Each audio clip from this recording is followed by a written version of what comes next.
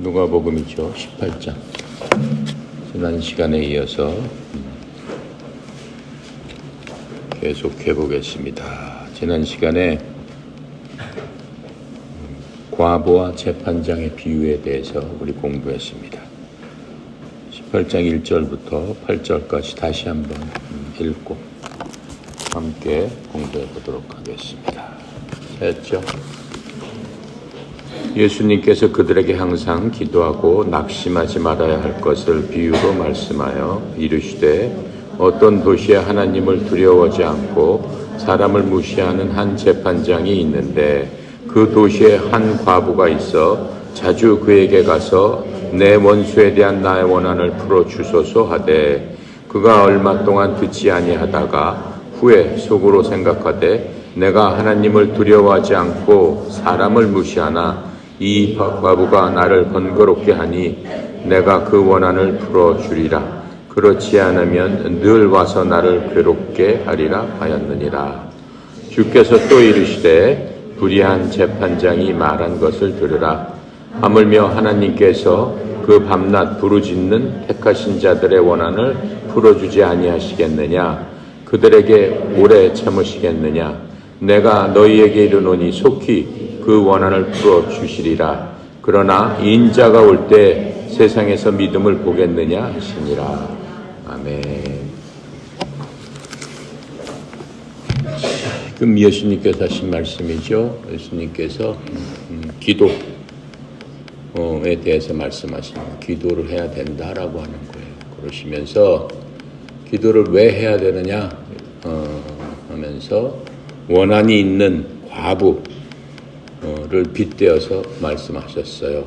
원한이 있는 과부가 원한이 있으니까 내 원한을 좀 풀어주세요라고 하면서 그 시대에 재판을 하는 재판관한테 가서 내가 이렇게 억울한 일을 당했으니까 이 일 좀 해결해 주세요라고 하면서 밤낮으로 재판장한테 외치고 다녔어요. 그런데 그때는 어떻다라고 그랬어요? 여자가 가서 재판을 받을 수 있는 그런 시대가 아니라고 그랬어요.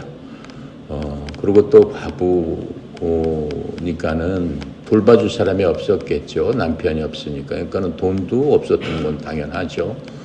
또 그 당시에는 또 돈이 없으면 제대로 된 재판을 받지도 못했습니다. 그러한 시절인데 어떻게 세상 법으로 할 수 없는 그러한 상황이 되니까 이 여자가 할 수 있는 건 뭐예요? 밤낮으로 그냥 그 과부한테 재판장 앞에 가가지고 그냥 계속해서 소리 지르면서 부르짖는 그 일밖에 할 수 없었다라고 해요. 그런데 그 재판장은 또 어떤 사람이었어요? 정의로운 사람도 또 아니라고 그랬어요. 불의한 재판장이라고 그랬어요. 근데 그 사람한테 가서 그렇게 소리를 지르니까는 불의한 재판장이 과부를 위해서 그 여자의 그 원한을 들어준 게 아니고 계속 그렇게 소리를 지르고 다니니까는 너무나 귀찮고 또 창피하니까는 들어줬다라고 지금 말씀을 하고 있는 겁니다.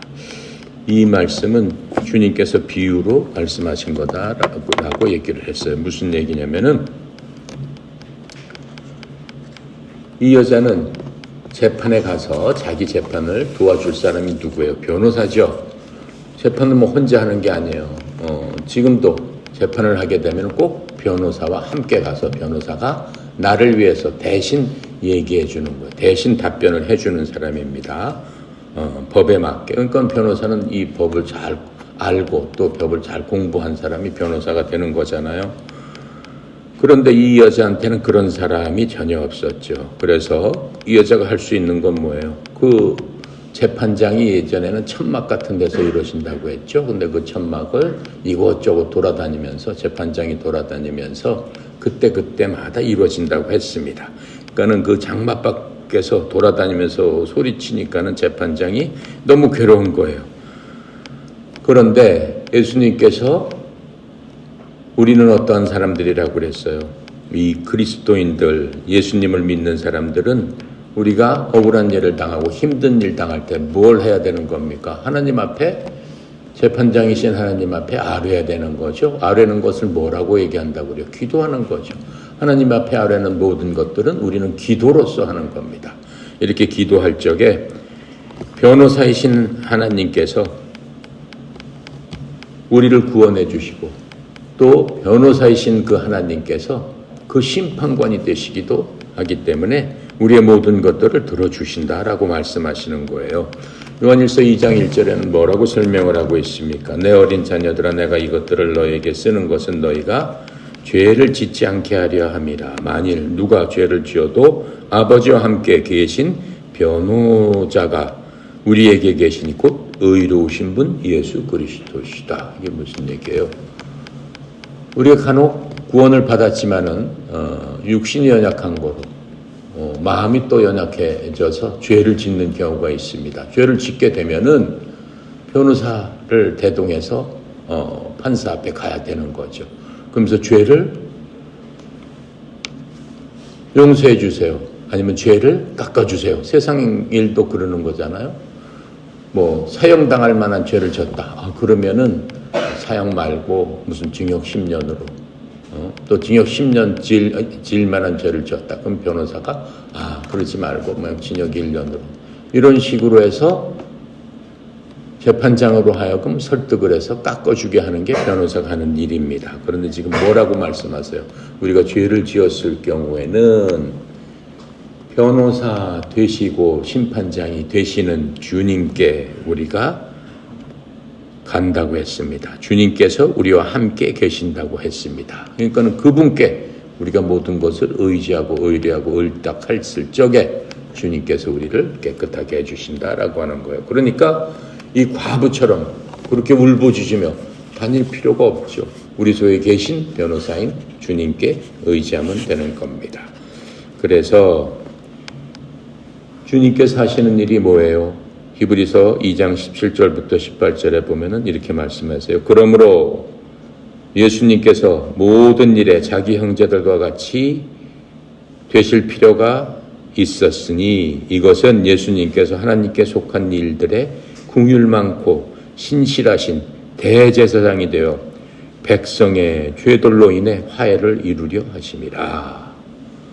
예수님께서 우리가 큰 죄를 졌는데 심판장이신 하나님께 예수님께서 우리의 죄를 좀 없애주세요 하기 위한 그러한 수단으로 예수님께서 하나님의 마음에 들도록 그러한 일들을 해주셨다라고 얘기하는 거예요. 그러니까 우리가 어떤 죄를 짓더라도 그 일들을 해주신 예수님을 통해서 하나님께 나가면은 하나님께서 우리의 죄를 경감해 주시고 우리의 죄를 없애 주신다라고 하는 겁니다.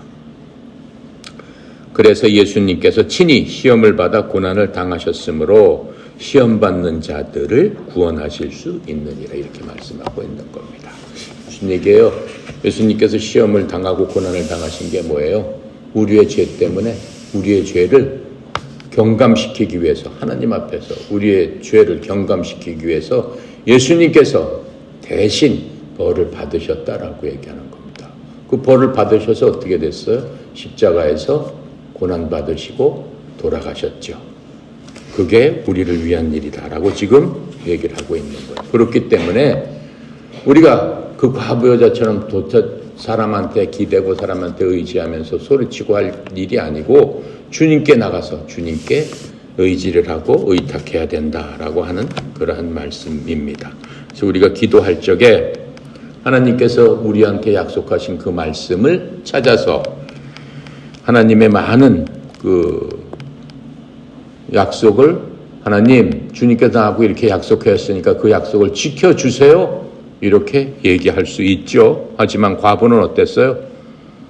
자신의 사건을 재판장에게 설득해가지고 이거 이러니까 이렇게 해주세요 라고 요청할 수가 없었습니다. 그 말을 들어주지도 않고 여자는 재판장에 들어서서 그런 것들을 요청할 수도 없는 그러한 시스템이었기 때문에 가능한 일이 아니었어요. 하지만 우리에게는 하나님의 이러한 신실하신 약속뿐만 아니라 또 우리의 기도를 도와주시는 여러분 속에 누가 계시는 거예요? 성령 하나님이 계시기 때문에 우리가 하나님 앞에 기도할 적에 마땅히 어떻게 어떤 순서로 하나님 앞에 기도를 해야 되는데 그렇게 하지 못할 경우라 할지라도 여러분 속에 계시는 성령님께서 우리를 도와주셔서 지금 이 친구가 이런 기도를 하는데 그것은 이런 것입니다 라고 말씀해 주신다 라고 지금 설명을 해주고 있습니다. 로마서 8장 26절부터 27절에 이렇게 설명합니다. 이와 같이 성령님께서도 우리의 연약함을 아시고 도우시나니 우리가 마땅히 해야 할 방식대로 무엇을 위해 기도할지 알지 못하나 성령님께서 말로 할 수 없는 신음으로 친히 우리들을 위해서 중보해 주시느니라. 마음을 살피시는 분께서 성령의 생각이 무엇인지 아시나니 이는 그분께서 하나님의 뜻대로 성도를 위하여 중보하시기 때문이라. 중보한다는 게 뭐예요? 누구를 위해서 대신 기도해 주는 거죠. 그래서 우리가 제대로 못한다 할지라도 여러분 속에 계시는 성령 하나님께서 여러분의 약한 것을 아시고 하나님께 대신 기도해 주신다라고 하는 거예요. 근데 전혀 우리가 기도를 하지 않게 되면은 성령님께서 작동을 하시지 않죠. 우리가 기도하고 노력하고 할 적에 성령님께서 우리를 도우시고 또 성령 하나님께서는 뭐 하시는 분이에요? 영어로는 성령님을 카운슬러라고 해요. 카운슬러가 뭐 하는 사람이에요? 학교에도 카운슬러 있잖아요. 여러분 고민이 있고 고통이 있고 뭐가 있을 적에 카운슬러에 가서 상담하잖아요. 성령 하나님의 역할이 카운슬러란 말이죠. 그런데 그 성령 하나님은 인간의 카운슬러보다 더 모든 것들을 아시는 하나님이시기 때문에 우리의 필요한 것들을 이미 알고 계신다라고 하는 거예요. 이해가죠? 네. 그래서 이 예수님과 이 과부 재판장과의 가장 큰 그 대비점은 뭡니까? 과부는 법정에 가서 법정 앞에서 들어가지도 못하고 소리 지르면서 내 원한을 풀어주소서라고 외치는 거지만 하나님의 자녀들 여러분과 나는 어때요? 직접 하나님 앞에 심판자이신 하나님 앞에 은혜의 보좌 앞에 갈 수 있다라고 하는 거예요. 하나님 앞으로 직접 가서 우리가 직접 얘기할 수 있다라고 하는 겁니다. 더군다나 우리 옆에는 변호자가 되시는 예수님도 계시고 또 우리를 카운슬링 해주시는 성령 하나님도 계신다라고 하는 겁니다. 히브리서 4장 14절부터 16절에 설명합니다. 그런즉 위대하신 대제사장 곧 하늘들로 돌아가신 하나님의 아들 예수님께서 우리에게 계시니 우리가 우리의 신앙 고백을 굳게 붙잡자. 우리에게 계신 대제사장은 우리의 연약함의 감정을 느낄 수 없는 분이 아니요 모든 점에서 우리와 똑같이 시험을 받으셨으나 죄는 없으신 분이시니라. 그러므로 우리가 궁휼함을 얻고 필요한 때 도우시는 은혜를 얻기 위하여 은혜 보좌로 담대히 나가자 이렇게 얘기해요. 그러니까 여러분께서 힘들고 피곤할 때마다 어디로 나오라고 그래요? 도우심을 주는 그분 앞에 나가라. 그게 은혜 보좌다. 어떻게 나가는 거예요? 기도하는 게 나가는 겁니다. 그래서 이 과부는 가난에서 벗어나려고 간청했지만 우리에게는 우리의 모든 필요를 채워주시는 하나님의 무한하신 풍성하신 풍성함이 우리에게는 있습니다. 하나님께서는 뭐라고 우리에게 풍성함을 주셨어요? 빌립보 4장 19절이죠. 오직 내 하나님께서 그리스도 예수를 통해 영광 가운데 자신의 부유하심에 따라 너희의 모든 필요를 공급하시리라. 이 세상에 가장 부유하신 분은 하나님이시죠. 우리의 모든 필요를 공급해 주시겠다 약속한 겁니다. 그래서 하나님께서 우리에게 주신 은행 수표입니다. 그러니까 주님께서 공급해 주시겠다고 했으니까 필요할 때마다 주님한테 가서 하나님 아버지 내가 이런 것들이 필요합니다. 주여 저에게 공급하여 주옵소서 약속하였으니까 주시는 거죠. 근데 그 필요가 그냥 내 자신의 쾌락과 나의 이기심을 위해서 쓰면은 그거는 안 주시겠죠. 하나님께서 뭐라고 말씀하세요? 마태복음 6장 31절부터 33절이죠. 여러분 다 외운 거예요. 뭐죠? 무엇을 먹을까 무엇을 마실까 무엇을 입을까 걱정하지 마라. 이 모든 것들은 이방인들이 구하는 것이니 하늘아버지께서 너희들에게 무엇이 필요한지 이미 알고 계시느니라. 이렇게 이렇게 말씀하셨잖아요. 그렇죠? 공중에 나는 새를 봐라. 땅에 핀 그 꽃들을 봐라. 먹이고 입히시지도 않음에도 그들이 스스로 준비하고 쌓아두고 하지 않지 않느냐. 너희들은 그러한 공중에 나는 새나 들에 핀 꽃들보다 더 낫지 않느냐. 너희들은 내 자식들이 아니냐. 이렇게 말씀하시면서 먼저 그 하나님의 나라의 일을 구하라. 그리하면은 너에게 필요한 모든 것들, 이 땅에 필요한 모든 것들을 더하리라. 이렇게 말씀하셨어요. 그래서 하나님께서 우리에게 주신 그 약속의 말씀이 우리의 생명의 근원이 되는 거예요. 그 약속의 말씀을 꼭 붙들어라. 이렇게 말씀하는 거죠. 요점은 뭐예요? 우리가 기도하는 것에 실패하게 되면은 우리는 불쌍한 사람이 되는 거예요. 영혼이 잠자는 사람이 되는 거예요. 그냥 육체와 혼만 있는 사람이 되는 그런 사람 많죠. 많아요. 기도 안 하는 사람 많죠. 기도는 뭐라고 했어요? 영혼의 호흡이라고 했습니다. 내 영의 호흡이라고 했습니다. 우리가 숨 쉬지 않으면 육체는 죽는 거죠. 숨 쉬지 않으면 육체는 썩어서 죽는 거예요. 기도 안 하면 어떻게 되는 거예요? 우리 영이 작동을 못하는 거예요. 영이 풍성해지지 않는 거예요. 영이 하나님과 교통을 할 수 없는 거예요. 그래서 기도는 우리가 마시는 물보다 귀하고 우리가 숨쉬는 공기만큼 귀한 겁니다. 그러면서 주님께서 1절에 얘기했잖아요. 항상 기도하고 어떻게 해라? 낙심하지 말아라. 이렇게 얘기를 했잖아요. 기도하고 낙심하지 말아라. 기도했는데 왜 안 이루어 주실까? 기도했는데 왜 안 될까? 그렇게 낙심하지 말아라. 이렇게 말씀해 주고 있는 겁니다. 6절부터 8절까지 이제 공부를 합니다. 6절부터 8절까지는 이제 불의한 재판장이 말한 것을 들으라 그러시면서 하나님께서 그 밤낮 부르짖는 택하신 자들의 원한을 풀어주지 아니하시겠느냐. 그들에게 어떻게 해요? 오래 참고 그냥 고통 속에 있게 내버려 두시겠느냐. 그렇지 않다는 거죠. 내가 내게 말하는데 속히 그 원한을 풀어주시리라. 이렇게 말씀하셨어요. 그런데 이제 마지막 절에 의미심장한 말씀을 하시죠. 인자가 올 때 세상에서 믿음을 보겠느냐 하시니라. 무슨 말씀일까요? 하나님은 불의한 재판장과 다르다고 지금 말씀하셨습니다. 우리들의 모든 부르짖음에 주님께서는 듣고 계십니다. 사랑의 하나님 아버지시기 때문에 그래요. 그렇기 때문에 하나님께서 자기 독생자 아들을 우리를 위해서 내주셔가지고 속죄의 제물이 되게 하신 거죠. 그래서 이렇게 우리들에게 모든 것, 자기가 가장 귀한 것도 아낌없이 내주신 분이 바로 하나님 아버지십니다. 우리의 필요에 관심이 엄청 많으신 거죠. 내 아들 누구는 뭐가 필요하고 엄청 관심을 많이 갖고 계십니다. 그래서 우리가 부르짖을 적에 주님은 응답해 주실 준비가 되어 있습니다. 우리가 부르짖지 않기 때문에, 찾고 구하지 않기 때문에 받을 수 없는 거예요. 성경에 뭐라고 얘기했어요? 찾으라, 구하라, 두드리라. 그럼 찾을 것이요. 열릴 것이요. 그죠?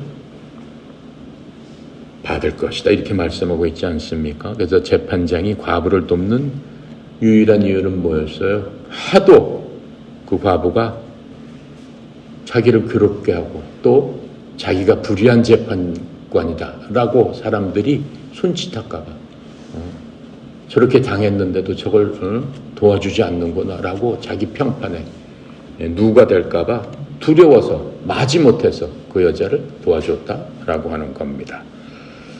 하지만 하나님은 어때요? 우리를 도와주시는 이유가 뭘까요? 하나님의 영광과 우리들의 유익을 위해서 하나님께서는 도와주시는 겁니다. 그리고 우리는, 재판장은 그 여자가 계속 찾아오니까 화를 내고 짜증내고 귀찮아했죠. 근데 우리는 여러분 자꾸 하나님 찾아가 봤어요? 자꾸 하나님 만나려고 기도하고 노력하고 하나님을 괴롭혀 봤어요? 그럴 때 하나님께 어떻게 하세요? 더욱더 좋아하시고 더욱더 생명을 풍성하게 하시고 더욱더 성령님께서 여러분 위에 기름을 부으셔서 모든 것들이 더 지혜롭게 하시고 명철하게 하시고 모략을 주시고 그렇죠? 모든 것들을 이해할 수 있는 그러한 이해심을 하나님께서는 쏟아 부어 주신다라고 하는 겁니다.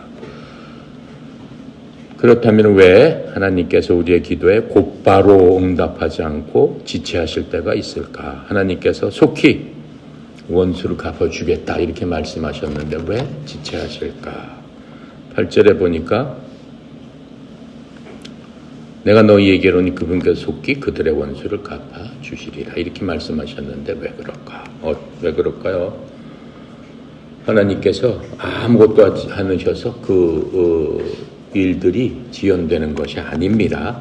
준비하시고 계시는 겁니다. 하나님께서는 항상 응답하고 계시는 겁니다. 하나님께서는 하나님의 응답이 아무 때나 주시는 게 아니고 우리에게 봤을 적에 우리에게 가장 좋은 때 그것을 찾아서 우리에게 응답해 주십니다. 그 응답은 어떻게 해주세요? 직접 주시기도 하지만 다른 사람을 통해서 또 환경을 바꿔 주셔서 또 상황 자체를 변화시켜 주셔서 우리가 생각하지 못하는 그러한 방법으로 하나님은 모략의 하나님이십니다. 지혜의 하나님이십니다. 능력의 하나님이십니다. 모든 것들을 이미 알고 계획하고 준비하시는 그러한 하나님이십니다. 그 하나님께서 우리와 항상 함께 하시기 때문에 우리의 상황과 우리의 모든 것들을 이미 알고 계세요. 그래서 이 친구한테는 이 자식한테는 요 때가 가장 이 자식한테 좋은 때구나 라고 생각하실 적에 주신다라고 하는 겁니다. 그래서 하나님께서는 항상 또 모든 일에 주님께서는 하고 계시는 겁니다. 이렇게 모든 일들에 함께 하시면서 하나님께서 준비하시는 그러한 목적들을 달성해 주십니다. 그래서 우리가 주님의 뜻대로 무엇이든지 간구하는 순간 하나님은 일하시기 시작합니다. 우리가 지금은 볼 수 없지만은 언젠가 응답이 온다는 것을 우리는 알고 있습니다. 또 믿고 있습니다. 요한일서 5장 14절부터 15절에 이렇게 설명해 주십니다.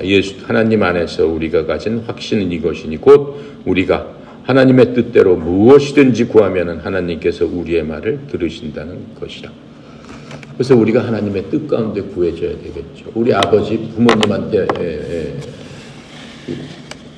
원하는 것도 마찬가지입니다. 부모가 반대하는 일을 자꾸 해주세요 하면 부모가 그것을 갖다가 해주십니까? 왜요? 왜 반대를 하실까요? 부모가 왜 반대를 하실까요? 나한테 안 좋기 때문에.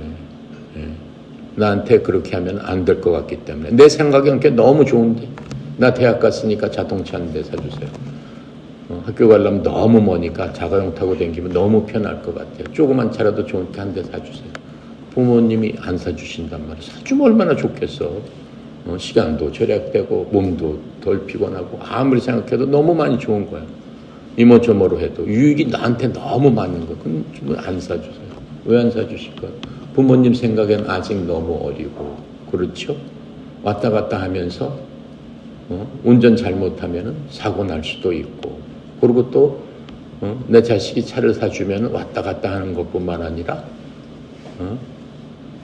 엉뚱한 짓도 할 수 있고 공부 안 하고 놀러 다니고 어디 다니고 할 수도 있고 그러다 보면은 여러 가지로 힘든 일도 겪을 수 있고 이모로 저모로 생각해서 내 생각과는 틀리게 안 사주시죠. 그러다가 어느 때가 지나고 내 자식을 보니까 지같이 모든 일을 알아서 잘하고 잘 절제를 하고 모든 면에 있어서 성실하게 지 목표와 계획이 뚜렷해가지고 그 일에 전념하고 유혹에 빠지거나 혼돈에 빠지거나 하지 않는구나 할 적에는 어떻게 하세요? 차를 사주시되 조그만 차를 안 사주시죠. 안전하게 더 큰 차로 좋은 차로 하나님께서 주신다라고 하는 겁니다. 하나님의 방법이 그런 방법이죠. 그러니까는 우리가 생각할 적 왜 안 주실까라고 했을 적에는 그거는 하나님께서 더 큰 것을 주시기 위하여 날 위하여 하나님께서 기다려라 라고 하신다라고 하는 것들을 잊지 말아야 됩니다. 누가복음 18장 8절 바로 이 질문은 예수님께서 8장 8절 마지막 절 있죠. 뭐라고 써 있어요? 세상에서 그러나 인자가 올 때 세상에서 믿음을 보겠느냐 하시니라. 무슨 얘기예요? 여태까지 쭉 얘기하다가 믿음을 보겠느냐, 이거 부정적인 얘기죠. 나는 이렇게 너희들을 위해서 이렇게 준비한다. 그런데 마지막에 그 말씀이 하셨어요. 근데 바로 17장에서 무슨 얘기했어요? 이 세상이 참으로 타락한 세상이다. 노아의 시대와 롯가 시대와 같은 그러한 세상이다. 이렇게 말씀하시면서 그때는 믿음의 사람들이 없다라고 얘기했잖아요. 구원받았는데 어떠한 사람만 구원받았어요? 아주 하나님 앞에 신실했던 몇 사람만 구원을 받고 이상성 다 죽었다 그랬죠. 이 세상에서 8명만 노아의 시대에 구원받지 않았느냐. 롯도 어떻게 됐어요? 그 도시가 다 멸망했지만은 단지 4명 구원받고 오다가 또 1명은 멸망했잖아요. 하나님께서 주의 경고를 줬는데 그것을 무시하다가 멸망하는, 단지 3명만 구원받는 그러한 것들을 지금 생각하시면서 도대체 이 마지막 때에는 어때요? 믿음을 볼 수가 없구나. 믿음이라는 건 뭐예요? 하나님께서 말씀하시는 것을 순종하고 영접하고 받아들이고 그대로 실천하고 행하는 그러한 사람들을 찾아보기 어렵구나. 이렇게 말씀하고 있는 겁니다. 9절부터 우리 읽어봅시다. 9절부터 14절까지 함께 읽겠습니다. 또 자기를 의롭다 믿고 다른 사람을 멸시하는 자들에게 이 비유로 말씀하시. 두 사람이 기도하러 성전에 올라가니 하나는 바리새인이요 하나는 세리다. 바리새인은 서서 따로 기도하여 이르되 하나님이여 나는 다른 사람 곧 토색, 불의, 간음하는 자들과 같지 아니하고 이 세리와도 같지 아니함을 감사하나이다. 나는 일주일에 2번씩 금식하고 또 소득의 쇠굴주를 드리나이다 하고 세리는 멀리 서서 감히 눈을 들어 하늘을 쳐다보지도 못하고 다만 가슴을 치며 이르되 하나님이여 불쌍히 여기소서 나는 죄인이로소이다 하였느니라. 내가 너희에게 이르노니 이제 저 바리새인이 아니고 이 사람이 의롭다 하심을 받고 그의 집으로 내려갔느니라. 무릇 자신을 높이는 자는 낮아지고 자신을 낮추는 자는 높아지리라 하시니라. 아멘. 바리새인과 세리에 대한 비유로 말씀해 주시고 있습니다. 우리의 삶이 어떻게 돼야 된다라고 하는 말씀이죠. 여기서 결론적으로 얘기하냐면 세리와 같아야 된다라고 하는 거예요. 세상 사람들이 보기에 바리새인과 세리는 하늘과 땅 차이입니다. 그 당시에 바리새인들은 어때요? 바리새인이라는 말 자체가 구별된 사람이다. 보통 사람과는 구별됐다라는 뜻입니다. 그래서 바리새파, 그래서 옛날에 그 바리새라는 그 위대한 스승이 있었는데 그 사람을 중심으로, 그 사람 사상을 중심으로 모여서 그 사람 말에 따라서 하는 그러한 사람들이 모였어요. 근데 세상 사람들이 그 사람, 거기에 그런 제자들, 그런 사람들을 참 경건한 사람들이다 이렇게 얘기를 했어요. 하나님의 율법을 참 잘 지키고 사람들한테 모범이 되는 훌륭한 사람들이구나 이렇게 얘기를 했습니다. 그런데 예수님께서 오셔서 뭐라고 얘기하는 거예요? 바리새인처럼 되면 안 된다라고 얘기하고 있죠. 왜 그랬을까요? 바리새인들과 반대되는 그러한 경건하지 못한 사람, 세속에 물든 사람의 대표적인 사람이 세리예요. 세리는 뭐예요? 세금 걷는 사람이에요. 그 당시 세금은 누가 걷었겠어요? 로마에서 걷었죠. 말하자면 로마의 앞잡이가 돼가지고 유대 사람들, 자기 민족들에게 세금을 걷는 일을 했어요. 그렇게 되니까는 사람들이 생각하기에 저거는 원수 나라의 그 앞잡이 노릇을 하는 정말로 친 로마 사람이다.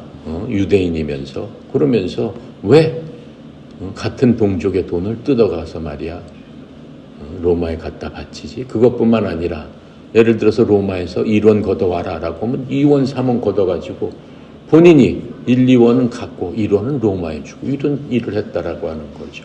그런 일들을 비일비재하게 세리들이 저질렀습니다. 그 세리들은 돈을 많고 돈을 많이 벌죠. 불의한 일을 해가지고 잘 살았지만은 사람들한테게는 손짓받는 사람들이었어요. 악한 자의 대표다. 이렇게 생각을 하는 받은 사람이 바로 그 세례입니다. 그래서 예수님은 이 공생에 예수님이 3년 반 동안 이 땅에서 사시는 동안 바리새인의 잘못된 것을 계속적으로 말씀하셨습니다.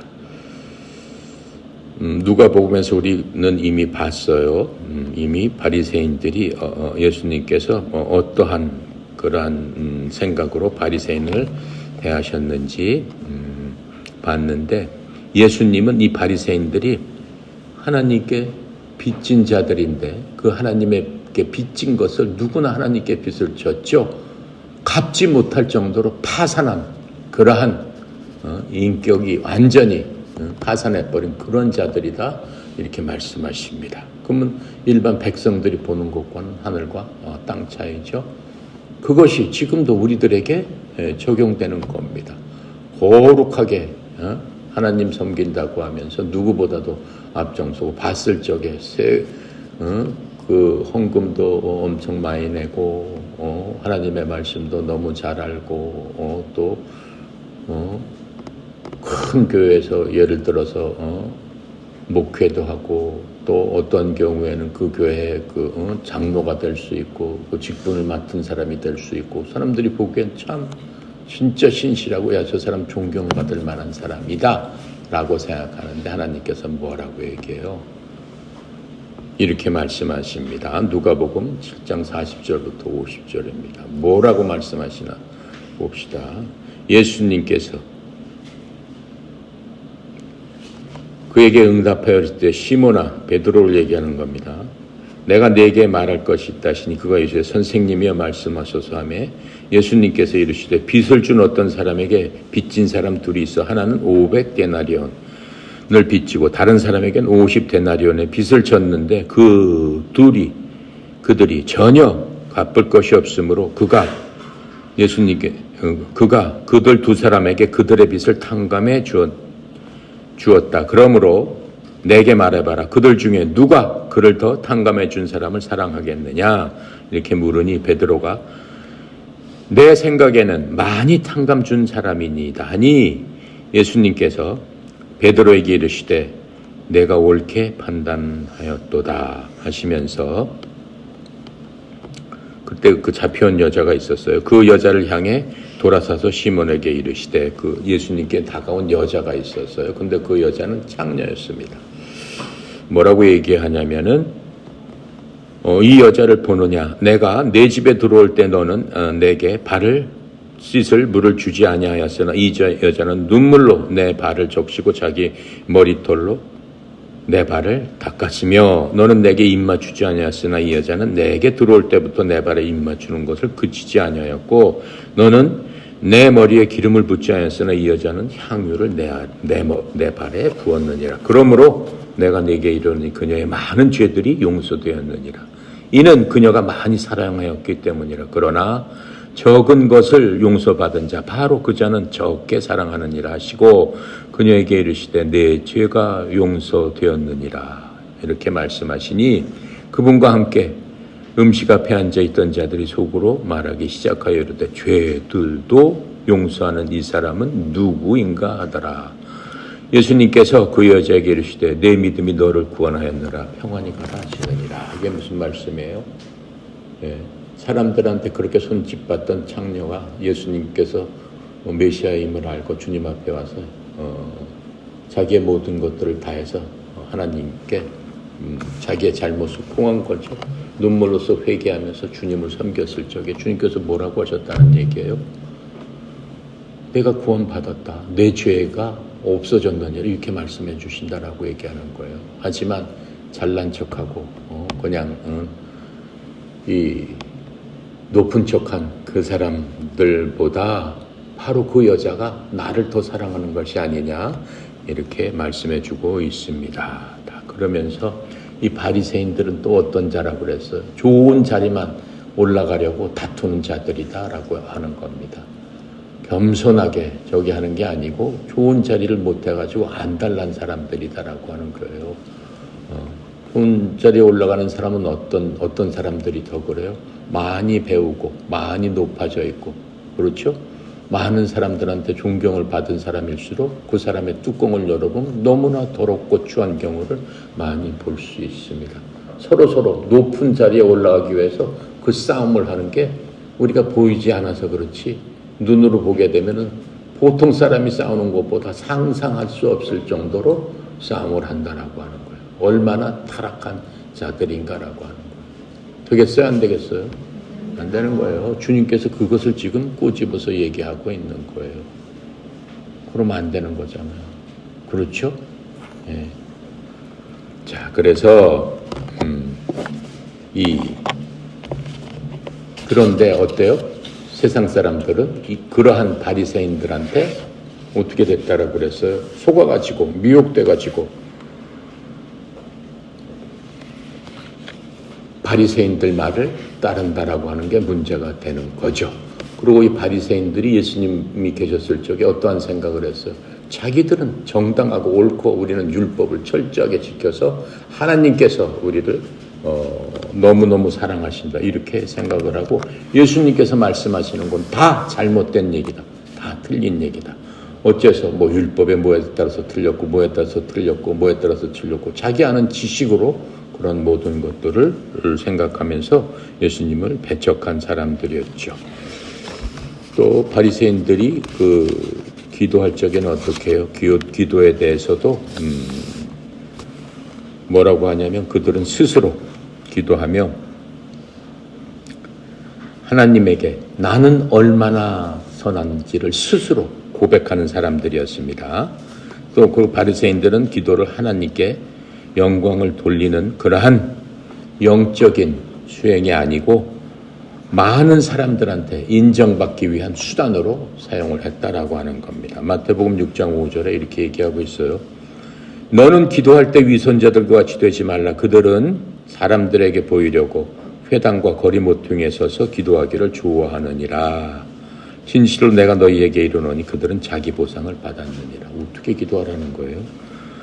또 마태복음 23장 14절을 보면 서기관과 바리새인들 위선자들아, 너희에게 화가 있을지로다. 너희가 과부의 집을 삼키고 또 위장하려고 길게 기도하니 그러므로 너희가 더 큰 정죄를 받으리라. 이렇게 말씀하시고 있는 겁니다. 바리새인들은 어떻게 했다는 거예요? 주님께서 마태복음 보면 기도는 어디 가서 하라고 했어요? 골방에 가서 기도해라, 그렇게 말씀하셨어요. 골방은 뭐예요? 아무도 보지 않는 방, 하나님과 너와 은밀한 관계가 아니냐, 기도는. 왜요? 하나님을 만나려면은 하나님과 본인이 만나주는 거지 여러 사람 앞에서 하나님 만나주시지 않습니다. 하나님 만나기 위하면 여러분 골방에 가서 하나님께 부르짖고 기도할 적에, 하나님 부르짖고 부르짖으라 그러면은 내가 나를 찾고 찾으면 내가 나를 만나리라. 주님께서 말씀하신 게 그 말씀에 어디 가서 부르짖어야 돼요? 큰 거리에 서서 큰 길에 서서 아버지요 하고 소리 지르고 난리치고 한다고 해서 하나님 들으십니까? 아니다라고 하는 거예요. 그것은 너와 나의 관계지. 모든 사람과 함께 기도할 때도 있죠. 우리가 이제 함께 예배하고 함께 할 줄 함께 기도하는 거죠. 그 이외에 자신이 스스로 기도할 적에는 하나님과 자신과의 관계이기 때문에 골방에 가서 기도해라, 이렇게 말씀하고 있는 겁니다. 근데 이 바리새인들은 어때요? 하나님을 만나기 위한 기도가 아니고 사람들한테 보이기 위한, 나는 이 정도 사람입니다. 나는 하나님 앞에 이렇게 선신하고 이렇게 기도하고, 기도하는 사람은 사람들이 생각하기에 경건한 사람들이라고 생각 안 하겠어요? 영적인 사람이라고 생각 안 하겠어요? 그러니까 나는 이 정도로 하니까 여러분들이 나를 섬겨야 되지 않겠느냐, 나를 영적 지도자로 나를 따라야 되지 않겠느냐, 그렇게 하기 위해서 기도하는 거잖아요. 하나님께서 뭐라고 얘기했어요? 야, 이 위선자야, 이렇게 얘기했어요. 너 반드시 어떻게 되는 거예요? 죽는다. 있을지로 너가 뭐요? 너 반드시 지옥 간다, 그 말씀 아니겠어요? 지옥은 안 간다 그러면 너 반드시 어떻게 해요? 간신히 구원만 받는다, 그런 말씀 아니겠어요? 무서운 말씀입니다. 그래서 이 바리새인들이 자신들은 하나님께서 받아주신 자기가 한 일, 또 자기가 난 이것도 안 하고 이것도 안 하고 이것도 안 했습니다, 그런 일을 통해서 하나님께서 나는 분명히 받아주셨다라고 확신하는 그러한 자신 있는 사람들이었어요. 예를 들어서 유대인들은 1년에 한 번씩 모든 국민이 하나님 앞에 나갑니다. 모든 그 이스라엘 사람들은 다 가야 돼요. 그게 뭐예요? 속죄일이에요. 영어로는 어톤먼트라는 거 at one month라는 뜻이에요. 모든 게 하나가 된다라고 하는 거예요. 하나님 앞에 하나가 되는 그날은 모든 백성이 다 뭐 하는 거예요? 금식하는 거예요. 다 밥을 안 먹는 거예요. 1년에 한 번 동안. 근데 그 바리새인은 어땠어요? 일주일에 2번 금식을 했단 말이에요. 나는 일주일에 2번 금식하는 사람이야. 하나님께서 1년에 한 번 금식하라고 할 적에 나는 일주일에 2번 금식하는 사람이야. 나는 이 정도 사람이야. 이렇게 자신했다라고 하는 거죠. 하나님께서 뭐라고 얘기해요? 야! 너는 위선자야. 이렇게 얘기하는 거예요. 일주일에 2번 금식하는 게 하나님의 영광을 위해서요. 사람들한테 나는 2번 내 얼굴 좀 봐. 내 뭐 삐쩍 말랐잖아. 금식을 해가지고. 봐봐. 나는 이 정도 사람이야. 이런단 말이죠. 그리고 바리새인들은 어때요? 하나님께서 11조를 안 바치면 안 된다고 그랬죠. 11조는 누구나 바쳐야 되는 계명 중에 계명이에요. 11조를 안 바치면 죽여라 이렇게 얘기를 했어요. 11조는 뭐 하나님이 갖기 위해서 바치는 거 아니라고 그랬잖아요. 11조는 뭐예요? 하나님을 섬기는 12지파 중에 한 지파들은 일을 하지 말고 넌 하나님만 섬겨라. 그게 네 일이다. 그럼 어떻게 먹고 살겠습니까 우리가? 걱정하지 말아라. 다른 백성들이 너희들을 위해서 자기가 번 거의 10분의 1을 곡식을 너희 갖다 줄 테니까 그거 갖고 먹고 하나님 일만 해라. 그래서 11조를 바쳐야 되는 거예요. 안 바치면 어떻게 돼요? 그 사람들이 하나님이 할 수 없기 때문에 안 바치는 사람은 죽여라 라고 말씀하신 겁니다. 자, 그런데 이 바리새인들은 어때요? 11조뿐만 아니라 나는 오늘 텃밭에서 상추 10송이를 뽑았습니다. 그러면 한 송이 바치겠습니다. 파 10단을 뽑았습니다. 파 한 단 바치겠습니다. 그 정도로 철저한 사람이 바리새인입니다. 그러니까 바리새인들은 자신이 차고도 넘쳤던 거예요. 난 이 정도 사람이 너희들은 어떤데? 이렇게 물어보는 거죠. 그래서 바리새인은 성전에서 기도하고 있는 세리들에 대해서는 아주 멸시를 했어요. 야, 쟤네들 내가 다 알아. 쟤네들은 돈 띄어먹고 로마에 빌붙어가지고 간신히 그냥 저거 하면서 우리 백성들 다 훔쳐가고 하는 그 나쁜 놈 중에 나쁜 놈이야. 이렇게 했죠. 근데 이 세리가 어떻게 했다고 그랬어요? 성전에서 감히 바리새인들 곁에 오지도 못하고, 그렇죠? 멀리 널찍이 떨어져서 눈물을 흘리면서 아버지여 저는 죄인입니다 라고 하면서 자신이 한 일에 대해서 회개를 하면서 주님 앞에 주여 저는 정말로 하나님을 보지도 못한 먼지와 같은 자입니다. 티끌과 같은 자입니다. 쓰레기와 같은 자입니다. 누더기와 같은 자입니다. 이렇게 하나님 앞에 기도를 했다라고 해서 하나님께서 뭐라고 말씀하시는 거예요? 뭐라고 말씀하시는 거예요? 너 세리 내가 구원받았다 이렇게 말씀하십니다. 하나님께서 제일 좋아하시는 건 뭐예요? 하나님께서는 상하고 통회하는 심령을 받으시나니. 하나님께서 이사야서 64장 6절에 뭐라고 말씀하시냐면 사람의 모든 의, 여러분이 여태까지 내 스스로 정말로 잘했다라고 생각하는 것들 누구나 몇 가지 있잖아요. 나 친구 어려울 때 도와줬습니다. 나 가난한 사람을 위해서 남들 모르게 내가 돈도 쥐어줬습니다. 남들 모르게 내가 저 사람을 위해서 저 사람도 모르게 내가 그 사람을 지지해주고 응원해주고 했습니다. 난 누구를 위해서 기도했습니다. 난 누구를 위해서 뭐 했습니다. 나는 어떤 일을 했습니다. 엄청 많잖아요. 그건 다 있어요. 사람들마다. 선한 양심으로 나 이렇게 했습니다. 그렇죠? 사람의 모든 의는 하나님께서 뭐라고 말씀하세요? 그것은 다 누더기와 같은 것이다. 이렇게 말씀하세요. 누더기와 같아서 너희들 저 길거리에 낙엽을 봐라.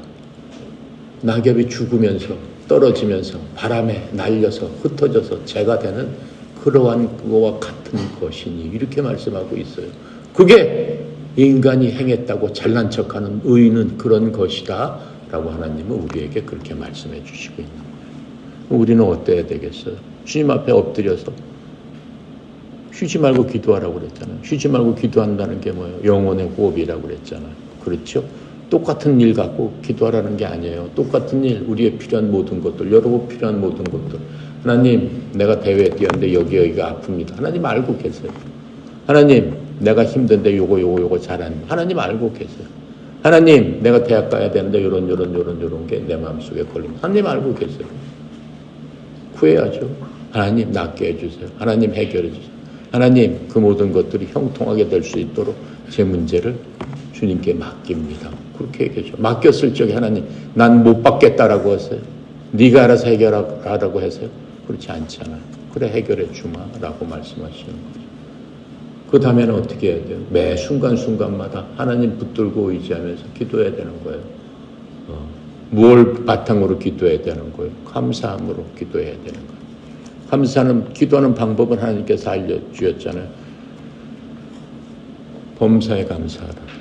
첫 번째예요. 모든 일에 감사해라. 이 시간에 이렇게 앉아서 우리가 운동하면서 또 하나님의 말씀을 듣고 하나님의 갈 수 있도록 또 하나님께서 인도하시고 모아주시니 주님 너무나 감사합니다. 감사한 순간이죠. 그렇죠? 조금 있으면 점심 먹을 수 있도록 인도해 주신 하나님을 찬양합니다. 고맙습니다. 그렇죠? 또 쉬어요. 하나님 또 쉼을 주니까 주님 감사합니다. 이 쉬는 시간에도 하나님께서 제게 마음의 평강을 주시고 은혜 베풀어 주셔서 잘 쉬고 더 힘을 갖고 더 잘할 수 있도록 하나님 도와주세요. 범사에 감사 쉬지 말고 기도하라. 그렇죠? 항상 기뻐하라. 이게 그리스도 안에서 내가 너희들에게 원하는 것이다. 항상 기뻐해야 돼요. 하나님 믿는 사람은 절망이 있을 수 없어요. 절망은 누가 주는 거예요? 마귀가 주는 거예요. 내가 어떠한 순간에 아프더라도 절망하면 안 돼. 기뻐해야 되는 거예요. 왜 내가 아플까? 그래도 감사합니다. 왜요? 내가 다리가 부러지지 않았으니까 감사합니다. 내가 다리가 부러졌으면 아무것도 못할 텐데. 그래도 이 정도로 다치니까 이렇게 할 수 있으니까 주님 감사합니다. 주님께서 뭐라고 얘기하세요? 내가 감사함으로 말미암아 내가 나를 영화롭게 했구나. 하나님께 영화롭게 한 자는 어떻게 한다고 그랬어요? 내가 너를 도우리라. 왜요? 하나님은 더 영광을 받으시길 원한다고 그랬잖아요. 크리스찬이 기도하는 목적은 두 가지라고 그랬잖아요. 첫 번째 하나님 영광, 두 번째 뭐예요? 우리들의 유익을 위해서. 그게 하나님께서 바라시는 거단 말이에요. 그러니까 하나님께서 먼저 하나님의 나라와 의를 구해라. 그게 하나님의 나라와 의를 구하는 방법이에요. 특별히 내가 가서 뭘 하고 전도하고 너무 좋죠. 길거리에 가서 외치고 예수 믿어야지 천국 갑니다. 외치고 너무 좋은 거죠. 하지만 우리 삶 가운데서 하나님께서 원하시는 건 뭐예요? 그것보다도 먼저 하나님의 나라의 의를 구하는 거예요. 그 모든 일들이 삶 가운데서 하나님의 영광을 구하는 건데 그게 바로 하나님이 원하는 빛과 소금의 역할인 겁니다. 그런 사람을 봤을 적에는 그 사람 얼굴이 항상 어때요? 밝단 말이에요. 빛이 난단 말이에요. 자기는 몰라요. 옆 사람이 봤을 때 빛이 난단 말이에요. 그 사람 옆에 있으면 기분이 좋아. 그 사람 옆에 있으면 괜히 힘이 나.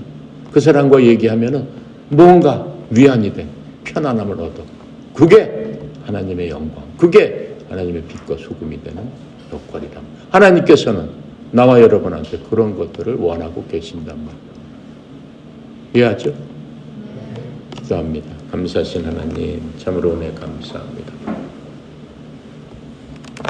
특별히 이 시간 성령님께서 함께 하시고 함께한 모든 하나님의 아들, 딸들에게 성령의 기름 부음이 이 시간 있게 하여 주시옵소서.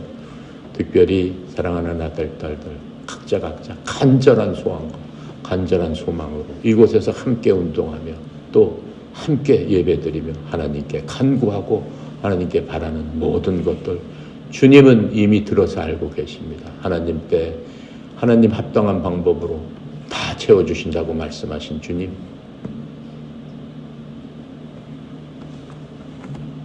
로마서 8장 28절 말씀대로 하나님 사랑하는 자 그 목적대로 부르심을 입은 자에게 모든 것이 합력하여 선을 이루느니라. 주님, 그 말씀 약속대로 사랑하는 아들, 딸들에게 그대로 이루어지게 축복하여 주시옵시고 하나님의 말씀이 성취되는 놀라운 하나님의 은혜와 하나님의 예비하심과 하나님이 함께하심을 깨닫고 체험할 수 있는 그러한 아들 딸들 다 되도록 주여 불쌍히 여기시고 공의를 여기시고 도와주시옵소서. 아버지 하나님, 특별히 이 시간 또 사랑하는 아들 딸들 간절한 소망이 있습니다. 주여 그 소망 가운데서 원하는 바를 이루는 그 아들 딸들 되게 하여 주시옵소서. 주님, 무엇보다도 심해담이 아버지 하나님 허리가 아파서 부상 중에 있습니다. 주님 낫게 해주시니 감사합니다. 그 허리가 더 완전하게 돼서 예전보다 더 잘 사용할 수 있도록 주님 축복하여 주시옵소서. 또 우리 박연선 코치 아버지 무릎이 안 좋습니다. 성령 하나님께서 2000년 전에 이미 낫게 해주셨사오니 그 말씀의 약속 붙들고 하나님 앞에 담대히 나갈 적에 아버지 하나님께서 그 다리를 사용할 수 있고 더욱더 원활히 사용할 수 있도록 축복해 주심을 감사합니다. 또 아버지 하나님, 또 우리 선수들 이곳저곳 아픈 곳 많습니다. 지금 이 시간 아픈 곳 붙잡고 주님 앞에 기도합니다. 주께서 들어주시고 만져주시고 성령 하나님께서 함께하여 주셔서 예수 그리스도의 크신 능력으로 고침을 받는 아들 딸들 다 되도록 주여 축복하여 주시옵소서. 아버지 하나님, 또 다은이와 또 사랑하는 또 우리 아들 딸들 또 대학을 가는 아들 딸들 많이 있습니다. 하나님께서 함께하여 주셔서 하나님의 기쁨이 될 수 있게 하여 주시옵시고, 또 이태연이 또 준비하고 예비하는 그 모든 것들이 하나님 보시기에 합당하고 또 하나님의 기쁨이 되는 그러한 대학들로 다 갈 수 있도록 주님 축복하여 주시옵소서. 또 하나님, 우리 다연이에게 믿음을 주셔서 믿음 가운데 주위에 있는 많은 사람들을 구원하는 딸로서 하나님의 기쁨이 될 수 있도록 주님 축복하여 주시옵소서. 아버지 하나님, 또 협회를 이끌어 가시는 우리 송영희 사장님 영육간의 강건함으로 허락하여 주시옵소서. 아버지 하나님, 하나님의 크신 자원이 주의 종을 통해서 흘려 내려볼 때마다 피곤치 않게 하시고 형통케 하시옵시고 육신의 강건함으로 이 모든 일을 잘 감당할 수 있도록 주님께서 함께하여 주시옵시고 강건케 하여 주시옵소서. 남은 시간도 주님께 모두 의지합니다. 감사드리며 우리 주 예수 그리스도 이름으로 간절히 기도드렸습니다. 아멘.